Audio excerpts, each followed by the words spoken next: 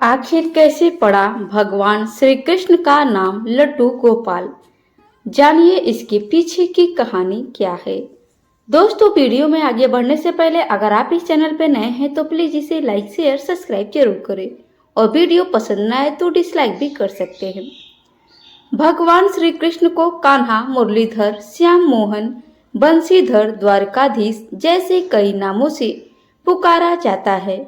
इनमें से सबसे खास है लड्डू गोपाल। तो भगवान कृष्ण का नाम लड्डू गोपाल क्यों पड़ा, आइए जानते हैं इसके पीछे की कहानी। जब जब धरती पर धर्म का पतन होता है और अधर्म बढ़ता है, तब तब भगवान विष्णु मनुष्य रूप में पृथ्वी पर अवतार लेते हैं। इसी तरह द्वापर युग में भाद्रपद की अष्टमी तिथि दिन बुधवार रोहिणी नक्षत्र में भगवान विष्णु ने लोगों की पापी कंस के अत्याचारों से मुक्ति दिलाने के लिए रानी देवकी के गर्भ से कृष्ण रूप में अवतार लिया। तभी से कृष्ण जन्माष्टमी के रूप में मनाया जाने लगा। श्री कृष्ण को बाल गोपाल, कान्हा, कन्हैया, मुरलीधर, नंदलाला, गोपाला और लड्डू गोपाल जैसे कई नामों से पुकारा जाता है। तो इनका लड्डू गोपाल नाम कैसे पड़ा, आइए जानते हैं विस्तार से। कहते हैं कि ब्रजभूमि में भगवान श्री कृष्ण एक परम भक्त थे। कुंभन दास थे जिनका एक पुत्र था रघुनंदन। कुंभन दास श्री कृष्ण की भक्ति में लीन रहते थे और उन्हें छोड़कर कहीं नहीं जाते थे। एक बार उन्हें वृंदावन से भागवत करने का न्योता आया।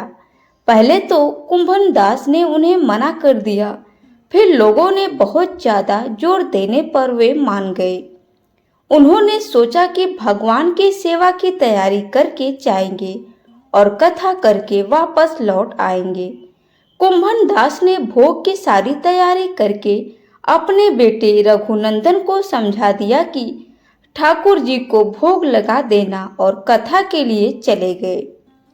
रघुनंदन ने भोजन की थाली ठाकुर जी के आगे रखी और उनसे भोग लगाने का आग्रह किया। उसके बाल मन में ये छवि थी कि ठाकुर जी अपने हाथों से भोजन करेंगे, लेकिन ऐसा हुआ नहीं। बहुत देर इंतजार करने के बाद जब भोजन की थाली ऐसी ही रखी थी तो रघुनंदन जोर से रोने लगा और पुकारा कि ठाकुर जी आओ और भोग लगाओ। रघुनंदन की इस पुकार के बाद ठाकुर जी ने बालक का रूप धारण किया और भोजन करने बैठ गए। जब कुंभन दास ने घर आकर रघुनंदन से प्रसाद मांगा तो उसने कह दिया कि ठाकुर जी ने सारा भोजन खा लिया। कुंभन दास को लगा बच्चे को भूख लगी होगी, वही सारा भोजन खा गया होगा, लेकिन अब ये रोजाना होने लगा। तब कुंभन दास को शक हुआ तो उन्होंने एक दिन लड्डू बनाकर थाली में रखे और छुपकर देखने लगे कि रघुनंदन क्या करता है। लड्डू की थाली रघुनंदन ने ठाकुर जी के आगे रखी तो उन्होंने बालक का रूप धारण किया और लड्डू खाने लगे। कुंभन दास ये सब छुप कर देख रहा था।